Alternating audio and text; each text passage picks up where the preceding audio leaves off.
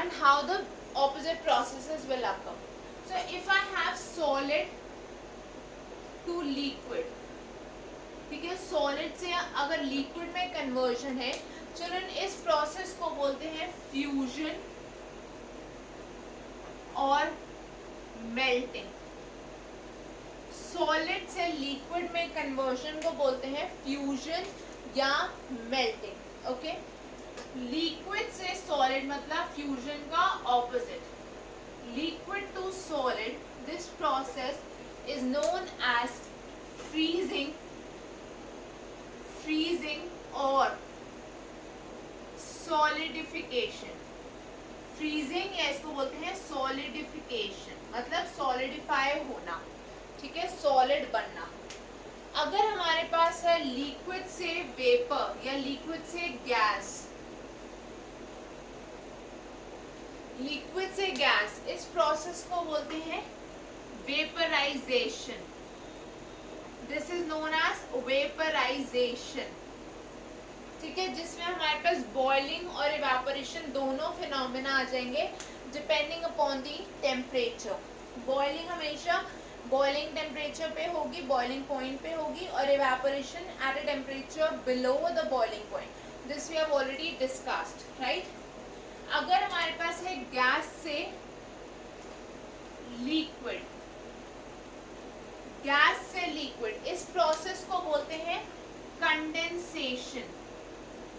This process is known as condensation, जिसके बारे में आप लोगों ने वाटर साइकिल में भी सुना हुआ है. This is condensation. Okay, now children, if I have gas to solid, ठीक है, गैस टू सॉलिड और सॉलिड टू गैस, दोनों में से कोई भी है, गैस से सॉलिड या सॉलिड से गैस, ठीक है.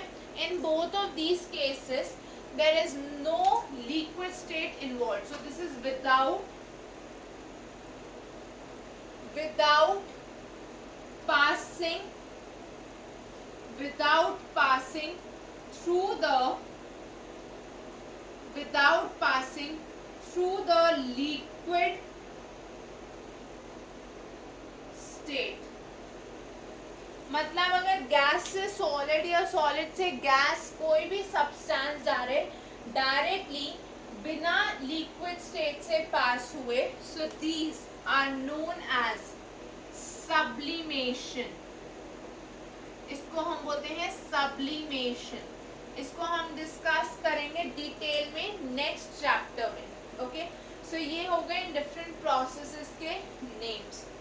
अब हमें जो डिस्कस करना है that is solid to liquid and liquid to gas, मतलब वेपराइजेशन एंड मेल्टिंग.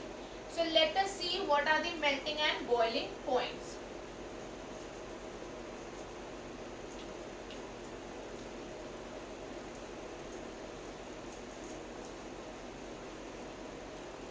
जैसे मैंने अभी आपको एग्जांपल दिया कि आइस मेल्ट होना स्टार्ट हो रही है. So children, जो melting process होगा that is when it starts, जब वो ice melt होना start होगी, that temperature is the melting point and that is when the pressure is same as the atmospheric pressure. तो atmospheric pressure क्या होता है, आपको पता है earth के surface के around there is a layer of atmosphere, right? अर्थ के सरफेस के अराउंड, ये हमारी अर्थ हो गई, और इसके अराउंड ये क्या है, दिस इज द एटमॉस्फेयर. अब ये जो एयर है एटमॉस्फेयर में, ये इस अर्थ पे कुछ प्रेशर एक्सर्ट कर रही है, ठीक है. This atmosphere is exerting some pressure on the surface of the earth. Fine. The atmosphere exerts some pressure on the Earth's surface, and this pressure is known as the atmospheric. It is known as the atmospheric pressure. ठीक है. So जब ये pressure atmospheric pressure के equal होगा, उस case में जिस temperature पे किसी सब्सटेंस की मेल्टिंग स्टार्ट होगी या फ्यूजन प्रोसेस स्टार्ट होगा, that is known as the melting point. Okay, so let us see what is it.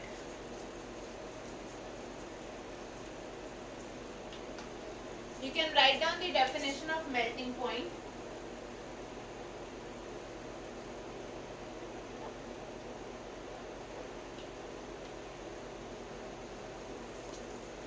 The temperature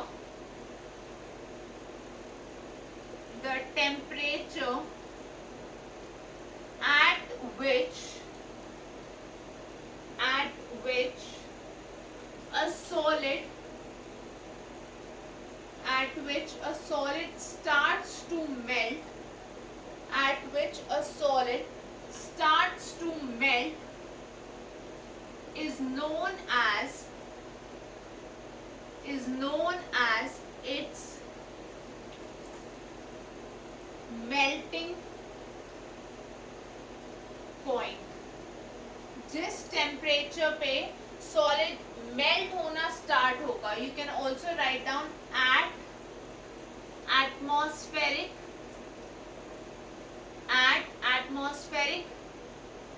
pressure. जिस टेम्परेचर पे सॉलिड मेल्ट होना स्टार्ट होगा एटमॉस्फेरिक प्रेशर पे, वो उस सब्सटेंस का, उस सॉलिड का मेल्टिंग पॉइंट होगा. Similarly, how do we define boiling point? Boiling point कैसे डिफाइन करेंगे हम? जिस टेम्परेचर पे लिक्विड बॉयल होना स्टार्ट होगा एट द एटमॉस्फेरिक प्रेशर, ठीक है, वो उस लिक्विड का बॉइलिंग पॉइंट. जब वो लिक्विड बॉयल होना स्टार्ट होगा एटमॉस्फेरिक प्रेशर पे, तो वो उसका बॉइलिंग पॉइंट होगा. So what do we have? The temperature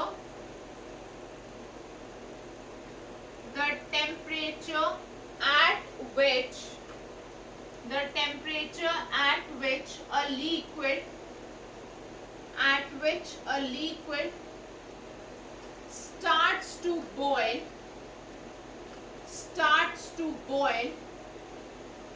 at atmospheric pressure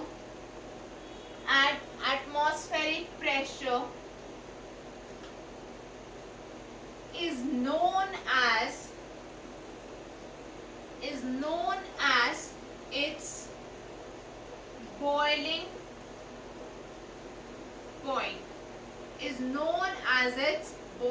point. ठीक है, जिस टेम्परेचर पे सॉलिड लिक्विड में कन्वर्ट होना स्टार्ट होगा और प्रेशर एटमॉस्फेरिक प्रेशर होगा, उसको हम बोलेंगे उसका मेल्टिंग पॉइंट. और जिस टेम्परेचर पे लिक्विड वेपर में कन्वर्ट होना स्टार्ट होगा या बॉयल होना स्टार्ट होगा एट द एटमॉस्फेरिक प्रेशर, वो उसका boiling point. For water, you know the two values that are the values of melting and boiling point. ठीक है, वाटर के लिए हमें पता है बॉइलिंग पॉइंट और मेल्टिंग पॉइंट कितना होता है. These are two important values, okay, और ये सबको पता होनी चाहिए. The melting point for water is 0 degree Celsius, right? जिस टेम्परेचर पे आइस मेल्ट होना स्टार्ट होती है या वाटर फ्रीज होना स्टार्ट होता है, okay.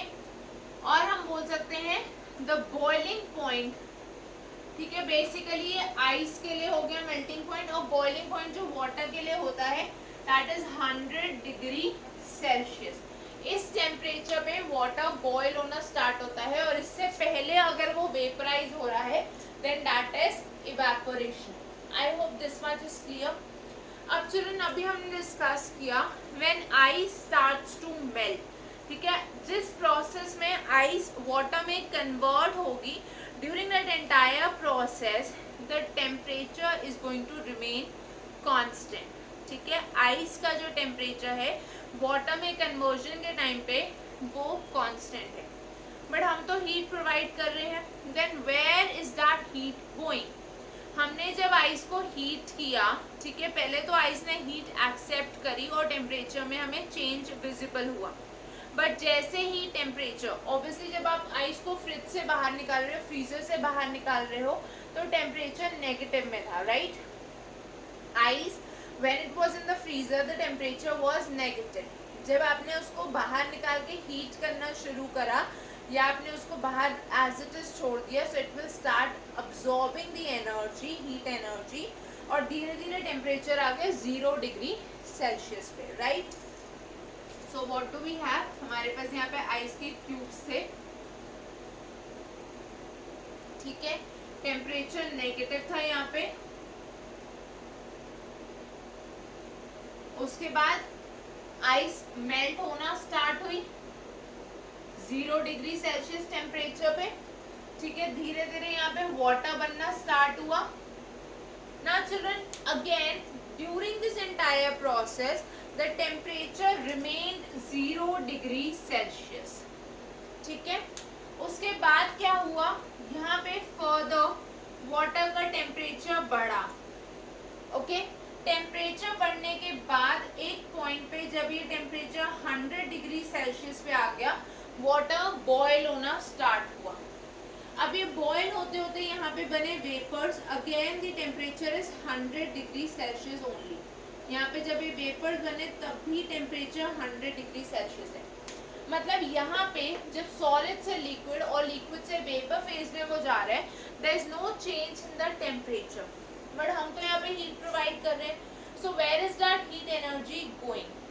It is basically used to overcome these interparticle forces of attraction।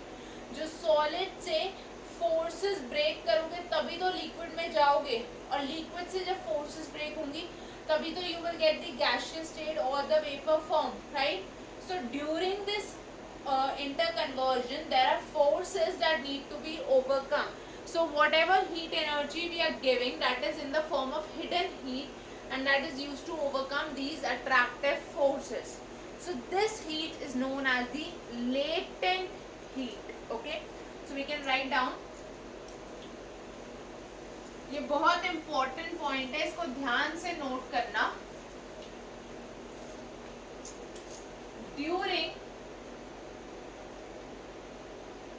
During the change of state, during the change of state, temperature remains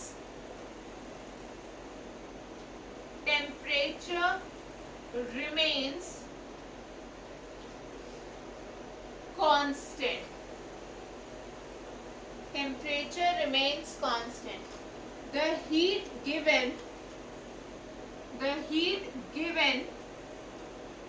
to the substance, the heat given to the substance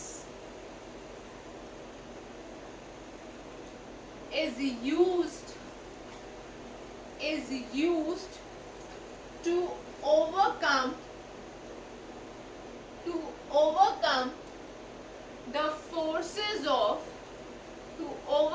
the forces of attraction, ठीक है। ये heat use होती है attractive forces को overcome करने में।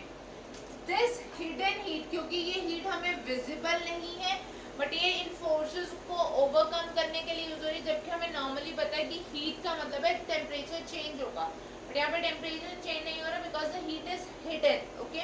So this hidden heat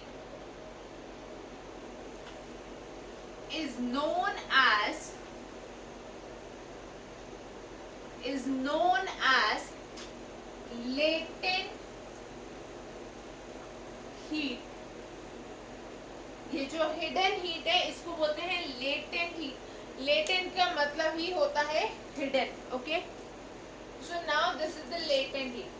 now children, depending upon whether we are referring to melting और to boiling, ये जो लेटेंट हीट है ये दो टाइप की होगी, ठीक है। हम वेपराइजेशन की बात करें या फ्यूजन की बात करें, we will have two types of latent heat depending upon the process. So what are these two types?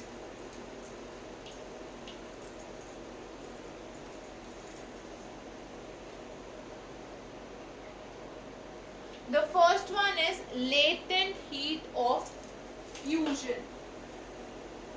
Latent heat of fusion. तो latent heat of fusion का क्या मतलब है? दिस इज दैट हीट जो आपको रिक्वायर्ड है 1 kg of the solid when you have to convert it into liquid at the melting point. Obviously solid to liquid process जो होगा ये melting point पे होगा, right? तो melting point पे जब आपको 1 kg solid को उसके liquid form में convert करना है atmospheric pressure पे, then आपको जो heat required है that is the latent heat of fusion. I hope the definition is clear to everyone. So let us write this down. The heat energy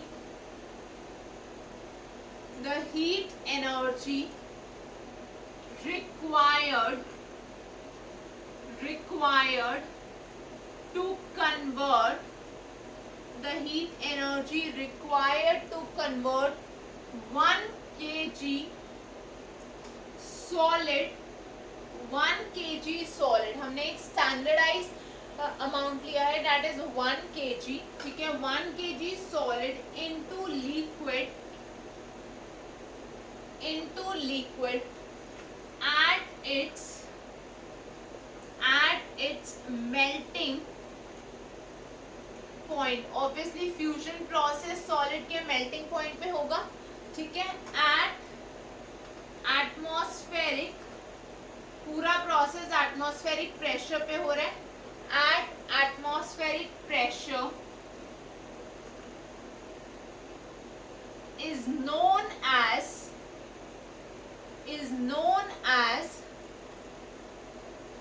latent heat of fusion. क्योंकि हम fusion process की बात कर रहे हैं, so this is the latent heat of fusion. अब children क्योंकि हर एक सॉलिड में जो फोर्सेस हैं वो डिफरेंट होंगी, ठीक है, जैसे अगर मैं बात करूं किसी मेटल की और आइस की, so they will have different amount of forces of attraction. So that is why the latent energy और latent heat of fusion is also going to be different for different solids, क्योंकि आपको different amount में energy required है for their conversions. Okay, similarly we have latent heat of vaporisation. तो latent heat of vaporisation की अगर मैं बात करूं, there is going to be a slight difference.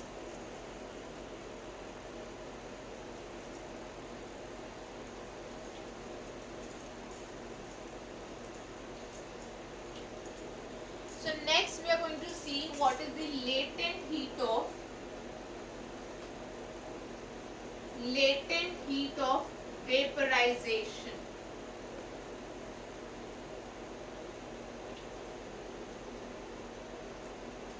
जैसे हमने फ्यूजन में देखा, सिमिलर डेफिनेशन यहाँ पे है. The heat energy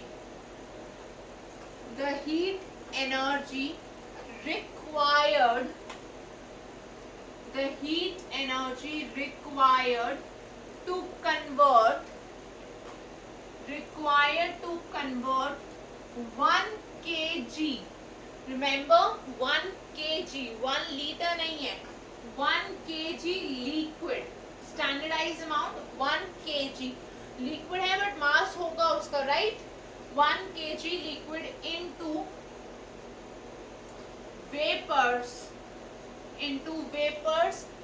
at its boiling point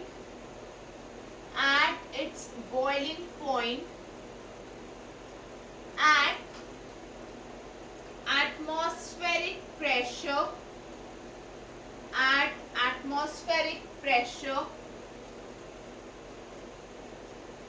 is known as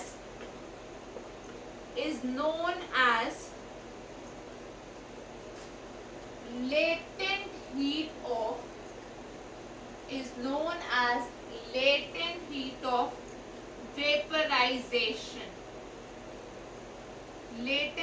of vaporization. ठीक है, I hope the definitions are clear everyone. Now children, we are left with two simple topics. One is the cooling effect of evaporation and the second one is different units of temperature. और एक छोटा सा topic जो हमें discuss करना है, that is the effect of pressure on physical state. Okay, so in simple terms we can see that temperature increase करने से solid से liquid, liquid से gas बना, और temperature decrease करने से gas से liquid, liquid से solid बनेगा, right? Now we will discuss the effect of pressure on the interconversion. Then we will talk about the cooling effect of evaporation, and we shall discuss what are the various units of temperature and how do we convert one unit into another. So children, till the next class you all can go through the videos and you can post your doubts in the comment section, or you can mail your doubts on the email ID swatika tutorials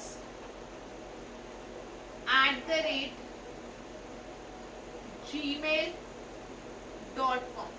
Swatika tutorials @gmail.com पे आप अपने doubts post कर सकते हो, या आप उनको comment section में पोस्ट कर सकते हो. Till the next class, don't forget to like, share and subscribe to the channel. See you all in the next class.